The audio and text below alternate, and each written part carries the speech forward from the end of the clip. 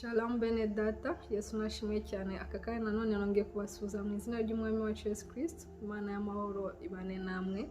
Turakomeje na Matayo, twari twarangije igice cya 18, tugiye gukomeza n'igice cya 19. Igice cya 18 twabonyemo ngo umugani w'abantu babiri bari mu mwenda, twabonyemo uburyo Yesu atwigisha no kubabarira umuntu inshuro nyinshi zose. Uko inshuro umuntu yakuwacumuraho inshuro zose ugomba kubabarira umuntu, yaba rimwe, yaba inshuro 100, yaba inshuro 200, ugomba kumubabarira nkuko natwe data wo mu ijuru ahora tubabarira, kuko turacumura kenshi. Ducumura kenshi, bazi inshuro twacumuye kuva twamenya ubwenge, ariko Imana iteka iba yiteguye kutubarira iyo twisabye imbabazi, iratubabarira. Natwe rero tugomba kubabarira abantu uko byaba bimeze kose. Uko umuntu yaba yakubabaje kose ugomba kumubabarira. Ahangaha twigeze kongera kubisoma muri Matayo abivuga, kuko kutababarira ni icyaha imbere y'Imana, kandi iyo utababariye natwe nibyo twasomye hano. No mugaragu umwami yaramubabariye, hanyuma nawe ageze hanze ahura n'undi muntu ngo umuri mu mwenda, yanga we kumubabarira, kandi we yari afite ideni rinini cyane ry'umwami kurusha uyu mushuti wari umufitiye ideni. Arangije yanga kubabarira uyu mugenzi we, kandi nawe umwami yararangije kumubabarira. Rero umwami abyumvise ararakara, ahita aramushyira nawe wa mugabo, amushyiraho abana hagati. None nanjye kwanze kubabarira mugenzi wawe, amushyiraho ngo abasirikare ngo bazakurekura ari uko warangije nanjye kwishyura ideni ryanjye.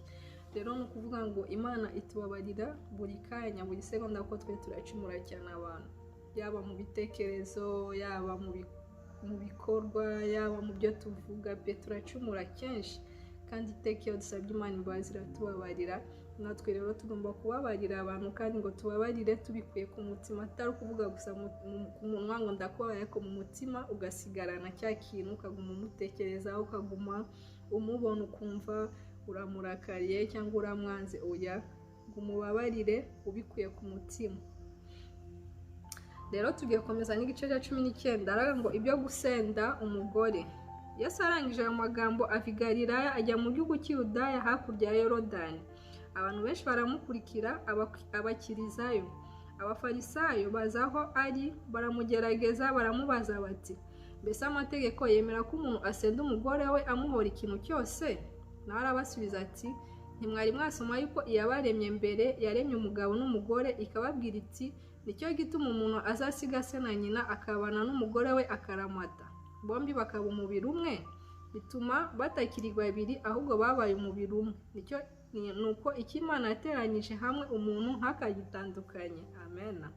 Baramubaza bati, niba ari uko, niki cyatumye Mose ategeka ko umugabo aho umugore urwandiko rwo kumusenda abona uko yamwirukana? Arabasubiza ati, Mose yabemereye gusenda abagore banyu kuko imitima yanyu inangiye, ariko uhereye mbere hose ntibyari bimeze bityo. Ariko ndababwira yuko umuntu wese uzasenda umugore we atamuhora gusambana, akarongora undi, azaba asambanye, kandi ucyura uwasenzwe nawe aba asambanye. Amen. Iri jambo n'ubwa kabiri nanone turisomye. Abigishwa be baramubwira bati, iby'umugabo n'umugore we niba bigenda bityo, noneho kurongora si byiza. Nawe arababwira ati, abantu bose ntibabasha kwemera iryo jambo keretse ababihawe, kuko hariho ibiremba byavutse bityo mu nda za ba nyina, hariho n'inkone zakonwe n'abantu, hariho n'inkone zikona ubwazo kubw'ubwami bwo mu ijuru. Ubasha kubyemera abyemere. Amen. Hano avuze ibijyanye no gusenda. Gusenda ni divorce. Ni ikibazo bari bamubajije, twabonye uburyo yasubijemo. Yavuze ati, abantu iyo babanye umugabo n'umugore ntabwo baba bakiri babiri, baba babaye umwe. Aravuga ati, rero nuko icyo Imana yateranyije hamwe umuntu ntakagitandukanye. Icyo Imana yashyize hamwe, niba mwemeje kuba umugore n'umugabo, ntimugatandukane, ntihakagire ikintu na kimwe kibatandukana. Aravuze ati, hano niba umuntu asenze umugore we atamuhoye gusambana, utaramufatiye mu gusamba, mu cyaha cy'ubusambanyi, ngo uzasenda umugore atamuhora gusambana akarongora undi, azaba asambanye. Uwo muntu ngo azaba asambanye, kandi ucyura uwasenzwe nawe aba asambanye. Ngo no gucyura umuntu wasenzwe nawe ubusambanye. Amen. Umurongo wa 13 guce cya 19 aravuga ngo Yesu yakira abana bato, maze bamuzanira abana bato ngo abarambikeho ibiganza abasabire. abigishwa barabacyaha, ariko Yesu arababwira ati mureke abana bato ntimubabuze kunsanga, kuko abameze batyo ubwami bwo mu ijuru ari ubwabo. Amaze kubarambikaho ibiganza avayo. Amena. Igice cya umurongo wa 16 igice cya 19 aravuga ngo iby'umusore w'umutunzi. Nuko umuntu aza aho ari aramubaza ati mwigisha mwiza, nkore cyiza iki ngo mpabwe ubugingo buhoraho? Nawe aramusubiza ati unyitira iki mwiza? Umwiza n'umwe gusa, ni Imana. Ariko nushaka kugera ku bugingo witondere amategeko. Aramubaza ati ni ayahe? Yesu aramusubiza ati ntukice, ntugasambane, ntukibe, ntukabeshyere abandi, ubahe so na nyoko, ukunde mugenzi wawe nk'uko wikunda. Amen. Uwo Mungu aramubwira ati ayo yose narayitondeye, none icyo nshigaje ni iki? Yesu aramusubiza ati nushaka kubutunganye rwose, genda ugurisha ibyo utunze maze uha abakene, nibwo uzagira ubutunzi mu ijuru, uhereko uze unkurikire. Amen. Ikintu gigoye cyane gukora. Umusore yumvise iryo jambo agenda afite agahinda, kuko yari afite ubutunzi bwinshi. Yesu abwira abigishwa be ati ndababwira ukuri yuko biruhije ko umutunzi yinjira mu bwami bwo mu ijuru. Ndetse ndababwira yuko icyoroshye ari uko ingamiya yanyura mu izuru ry'urushinge, kuruta uko umutunzi yakwinjira mu bwami bwo mu ijuru. Abigishwa babyumvise barumirwa cyane bati ubwo bimeze bityo ninde ushobora gukizwa? Yesu arabitegereza arababwira ati ibyo ntibishobokera abantu, ariko ku Mana byose birashoboka. Amen. Ibidashobokera abana b'abantu ku Mana birashoboka. Amen. Hano tubonyemo uburyo Yesu yavuze ushaka kujya mu bwami bwo mu ijuru icyo bisaba kugira ngo umuntu abone ubugingo, icyo bisaba ni ugukurikiza amategeko, ni gukunda abandi nk'uko wikunda, aho kugira ngo tumere nk'aya mvugo y'iki gihe ivuga ngo umuntu agomba kwikunda. Yego, kwikunda ni byiza, ariko ukibuka n'abandi. Ni ukuvuga ngo ukunde bagenzi bawe nk'uko wikunda, we kwireba wowe ubwawe gusa wumve ngo birahagije, niba umeze neza birahagije. Oya, wibuke n'abandi batameze neza, tugerageze gusangira bike dufite cyangwa byinshi tubisangire n'abandi. Umeze utyo rero azabona ubugingo, ukurikiza amategeko turayasoma. Tugeze ku murongo wa 27 ku gice cya 19 ngo ibyabarekeshejwe ibyabo no gukurikira Yesu. Maze Petero aramubaza ati dore twebwe ko twasize byose tukagukurikira, none se tuzamera dute? Yesu arabasubiza ati ndababwira ukuri yuko mwege abankurikiye mu gihe cyo guhindura byose ngo bibe bishya, ubwo umwana w'umuntu azicara ku ntebe y'icyubahiro cye, namwe muzicara ku ntebe 12, mucire imiryango 12 y'Abisiraheli imanza. Umuntu wese wasize urugo cyangwa bene se cyangwa bashiki be cyangwa se cyangwa nyina cyangwa abana cyangwa amasambu ku bw'izina ryanjye azahabwa ibibiruta inshuro 100, kandi azaragwa n'ubugingo buhoraho. Amen. Ariko benshi b'imbere bazaba ab'inyuma, kandi ab'inyuma bazaba ab'imbere. Amen. Igice cya 20 ngo umugani w'abahinzi bo mu ruzabibu. Ubwami bwo mu ijuru bwagereranywa n'umuntu ufite urugo, yazindutse kare gushaka abahinzi ngo bahingire uruzabibu rwe. Asezerana n'abahinzi idenariyo ku munsi umwe, abohereza mu ruzabibu rwe. Isaha 3 arasohoka asanga abandi bahagaze mu iguriro ntacyo bakora. Nabo arababwira ati namwe mujye mu ruzabibu rwanjye ndi bubahe ibikwiriye. Baragenda. Yongera gusohoka mu isaha 6 n'isaha 9 abigenza atyo. Isaha zibaye 11 arasohoka asanga abandi bahagaze, arababaza ati niki kibahagaritse hano umunsi wose ntacyo mukora? Baramusubiza bati kuko ari nta waduhaye umurimo. Arababwira ati namwe mujye mu ruzabibu rwanjye. Bugorobye nyir'uruzabibu abwira igisonga cye ati hamagara abahinzi ubahe ibihembo byabo, utangirire ku banyuma ugeze ku ba mbere. Abatangiye mu isaha 11 baje, umuntu wese ahabwa idenariyo imwe. Ababanje baje bibwira ko bahembwa ibirutaho, ariko umuntu wese ahembwa idenariyo imwe. Bazihawe bitotombera nyir'uruzabibu bati aba banyuma bakoze isaha imwe, ubanganyije natwe abahingitse umunsi wose tuvunika twicwa n'izuba. Nawe asubiza umwe muri bo ati mugenzi wanjye sinkugiriye nabi, ntuzi ko twasezeranye idenariyo rimwe? Ngiyo yijyane ugende. Ko ushatse guhemba uwa nyuma nkawe, mbese hari icyambuza kugenza ibyanjye uko nshaka, ko undeba igitsure kuko ngize ubuntu? Uko niko ab'inyuma bazaba ab'imbere, kandi ab'imbere bazaba ab'inyuma. amen. Umurongo wa 17 ku gice cya 20 ngo Yesu avuga iby'urupfu rwe. Yesu yenda kuzamuka ngo ajye i Yerusalemu, yihererana n'abo 12 ababwirira mu nzira ati, dore turazamuka tujya i Yerusalemu, umwana w'umuntu azagambanirwa mu batambyi bakuru n'abanditsi, bamucira urubanza rwo kumwica, bazamugambanira mu bapagani, bamushinyagurire, bamukubite imikoba, bamubambe, ku munsi wa gatatu azazurwa, amen. Umurongo wa 20 ku gice cya 20 ngo ubukuru bwo mu bwami bwo mu ijuru, ubukuru bwo mu bwami bw'Imana. Maze nyina wa bene Zebedayo azana n'abana be aho ari, aramupfukamira ngo agire icyo amusaba. Nawe aramubaza ati, urashaka iki? Aramusubiza ati, tegeka ko aba bana banjye bombi bazicara mu bwami bwawe, umwe iburyo bwawe undi ibumoso. Yesu aramusubiza ati, ntimuzi icyo musaba. Mwabasha kunywera ku gikombe nzanyweraho? Bati, turabibasha. Arababwira ati, ni ukuri igikombe cyanjye muzakinyweraho, ariko kwicara iburyo bwanjye n'ibumoso sijya ubigaba, keretse abo data yabitunganyirije, amen. Babandi 10 babyumvise barakarira abo bavandimwe bombi. Yesu arabahamagara arababwira ati, muzi yuko abami b'abanyamahanga babatwaza igitugu, n'abakomeye babo bahawe kubategeka, ariko muri mwe siko biri. Ahubwo ushaka kuba mukuru muri mwe ajye aba umugaragu wanyu, kandi ushaka kuba uw'imbere muri mwe ajye aba imbata yanyu. Nk'uko umwana w'umuntu ataje gukorerwa, ahubwo yaje gukorera abandi, no gutangira ubugingo bwe kuba incungu ya benshi. Ahangaha ni ukutwigisha guca bugufi. Umurongo wa 29 ku gice cya 20 ngo Yesu ahumura impumyi ebyiri. Bakiva i Yeriko abantu benshi baramukurikira. Impumyi ebyiri zari zicaye iruhande rw'inzira, zumvise yuko Yesu ahanyura zirataka cyane ziti, Mwami mwene Dawidi tubabarire. Abantu barazicyaha ngo zihore, ariko zirushaho gutaka ziti, Mwami mwene Dawidi tubabarire. Yesu arahagarara arazihamagara arazibaza ati, murashaka ko mbagirira nte?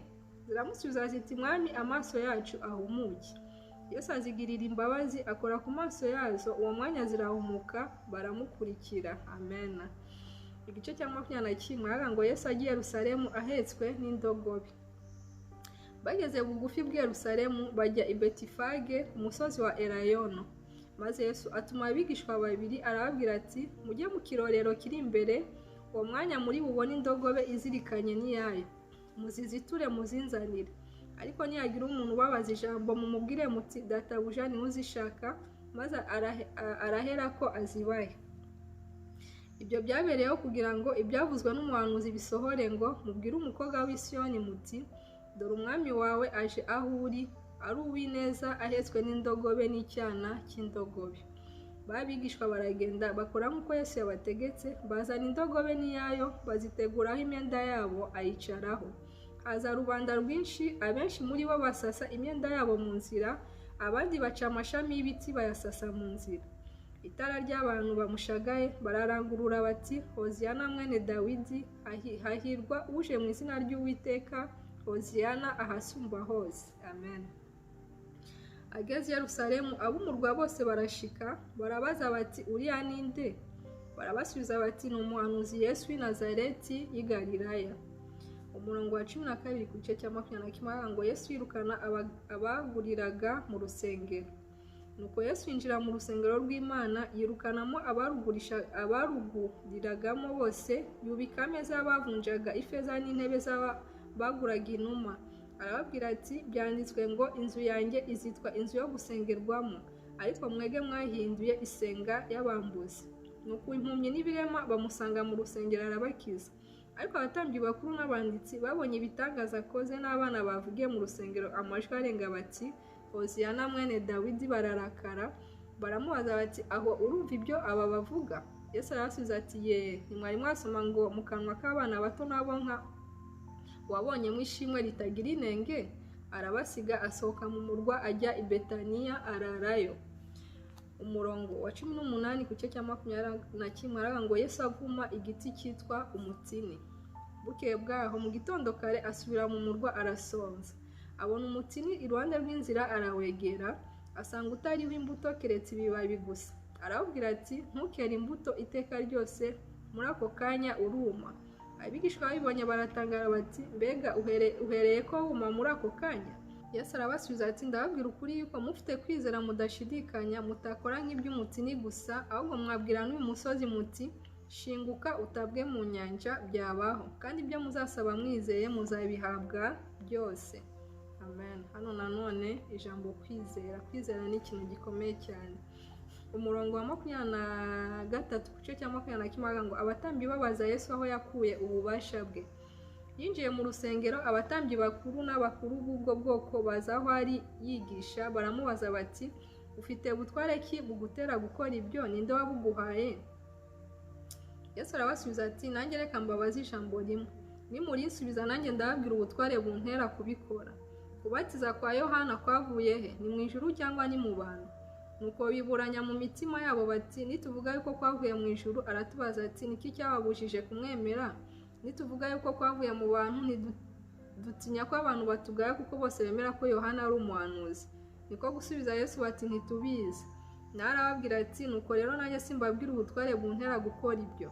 Ariko ibi mubitekereza mute? Habayeho umuntu wari ufite abana babiri, asanga umukuru aramubwira ati, mwana wanjye genda uhingire uruzabibu rwanjye. Nawe aramusubiza ati, ndanze.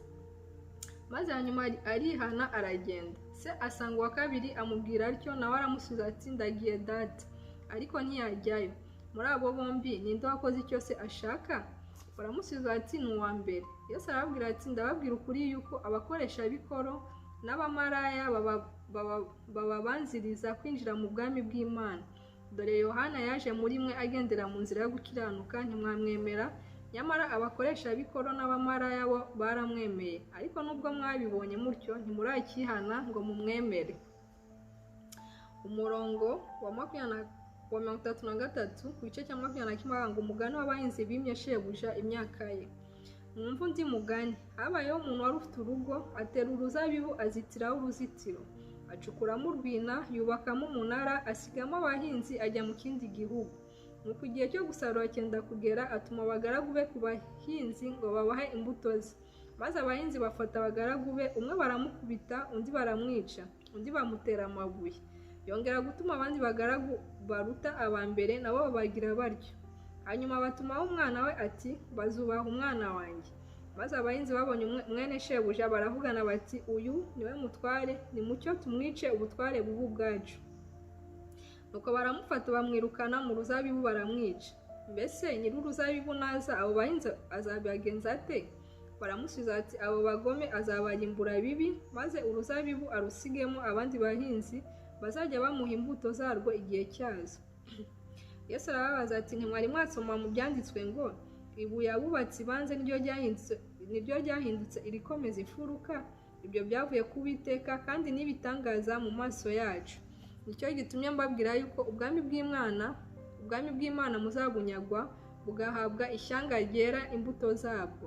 Kandi uzabwira iryo buye azavunagurika, ariko uwo rizabwira wese rizamumenagura rimugire ifu. Abatambyi bakuru n'abafarisayo bumvise imigani ye bamenya yuko ari bavuga, bashaka kumufata ariko batinya rubanda kuko bemeraga ko ari umuhanuzi. Amen.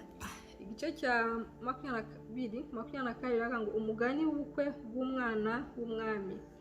Yesu yongera kuvugana nabo abacira imigani ati, ubwami bwo mu ijuru bugereranywa n'umwami wacyujije ubukwe bw'umwana we arongora. Atuma abagaragu be guhamagara abatoreye gutaha ubukwe, banga kuza. Arongera atuma abandi bagaragu ati, mubwire abatoye muti, dore niteguye amazimano, amapfizi yanjye n'inka zibyibushye, babibaze byose byiteguwe, muze mu bukwe. Maze abo ntibabyitaho barigendera, umwe ajya mu gikingi cye, undi ajya mu rutondo rwe. Abasigaye bafata abagaragu be barabashinyagurira barabica. Maze umwami ararakara, agaba ingabo ze, arimbura abo bicanyi, atwika umudugudu wabo. Maze abwira abagaragu be ati, ubukwe bwiteguwe, ariko abari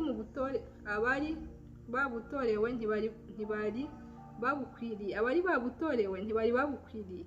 Nuko mujye mu nzira nyabagendwa, abo muri buboneye bose mubahamagare baze batahe ubukwe. Abo bagaragu barasohoka bajya mu nzira, bateranya abo babonye bose, ababi n'abeza. Inzu yo gucyurizamo ubukwe yuzura abasangwa. Umwami yinjiye kureba abasangwa, abonamo umuntu utambaye umwenda w'ubukwe. Aramubaza ati, mugenzi wanjye, ni iki gitumye winjira hano utambaye umwenda w'ubukwe? Nawe arahora rwose. Maze umwami abwira abagaragu be ati, nimumubohe amaboko n'amaguru, mumujugunye mu mwijima hanze, niho bazagirira bakahahekenyera amenyo, kuko abatowe ari benshi, ariko abatoranyijwe bakaba bake. Umurongo wa 15 ku gice cya 22 avuga ngo abafarisayo bamugerageresha iby'umusoro, maze abafarisayo baragenda bajya inama yuko bari bumutegesha amagambo. Bamutumaho abigishwa babo hamwe n'abaherode bati, mwigisha, tuzi yuko uri inyangamugayo kandi ko wigisha inzira y'Imana by'ukuri. Nturobanura abantu ku butoni, kuko utita ku cyubahiro cy'umuntu wese. Nuko tubwire, utekereza ute? Amategeko yemera ko duha Kaisari umusoro cyangwa ntiyemera? Ariko Yesu amenya uburiganya bwabo, arababaza ati, mungeragereje iki mwandyarya mwe? Nimunyereke ifeza y'umusoro. Bamuzanira idenariyo. Arababaza ati, iyi shusho n'iri zina ni ibyande? Baramusubiza ati, ni ibya Kaisari. Maze arababwira ati, nuko rero ibya Kaisari mubihe Kaisari, iby'Imana mubihe Imana. Babyumvise barumirwa, bamusigaho baragenda.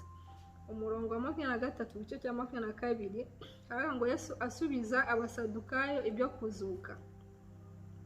Uwo munsi abasadukayo bahakanaga yuko ari nta uzuka, baza aho ari baramubaza bati, mwigisha, Mose yaravuze ngo umuntu napfa batarabyarana, mwene se nahungura umugore we acikure mwene se. Nuko iwacu habayeho abavandimwe 7, uwa mbere yararongoye arapfa, maze kuko batabyaranye araga mwene se umugore we. Nuko n'uwa kabiri n'uwa gatatu kugeza kuri bose uko ari 7 bamera batyo. Hanyuma wa mugore nawe arapfa. Mbese mwizuka azaba ari mukande muri bose uko ari 7 ko bose bari bamufite? Yesu arabasubiza ati, mwarahabye kuko mutamenye ibyanditswe cyangwa imbaraga z'Imana. Mwizuka ntibarongora kandi ntibashyingirwa, ahubwo bamera nk'abamarayika bo mu ijuru. Amen. Ariko se ibyerekeye kuzuka kw'abapfuye, ntimwari mwasoma icyo Imana yababwiye ngo, ni jye Imana ya Aburahamu n'Imana ya Isaka n'Imana ya Yakobo? Imana si Imana y'abapfuye, ahubwo ni y'abazima. Abantu babyumvise batangazwa no kwigishwa kwe. Amen. Imana ya Aburahamu n'Imana ya Isaka n'Imana ya Yakobo, ngo Imana si Imana y'abapfuye, ahubwo ni Imana y'abazima. Amen. Umurongo wa 34 ku gice cya 24 ngo itegeko rirusha ayandi gukomera. Ariko abafarisayo bumvise yuko yatsinze abasadukayo, bakananirwa kumusubiza, bateranira hamwe. Umwe muri bo w'umwigisha amategeko amubaza amugerageza ati, mwigisha, itegeko rikomeye mu mategeko ni irihe? Nawe aramusubiza ati, ukundishe Uwiteka Imana yawe umutima wawe wose, n'ubugingo bwawe bwose, n'ubwenge bwawe bwose. Iryo ni ryo tegeko rikomeye ry'imbere. N'irya kabiri rihwanye naryo ngiri, ukunde mugenzi wawe nk'uko wikunda. Muri ayo mategeko yombi, amategeko yose n'ibyahanuwe niyo yuririraho. Amen. Amategeko y'urukundo. Umurongo wa 41 ku gice cya 22 ngo Yesu n'umwana wa Dawidi. Abafarisayo bagiteranye, Yesu arababaza ati, ibya Kristo murabitekereza mute? Ni mwene nde? Baramusubiza ati, ni mwene Dawidi.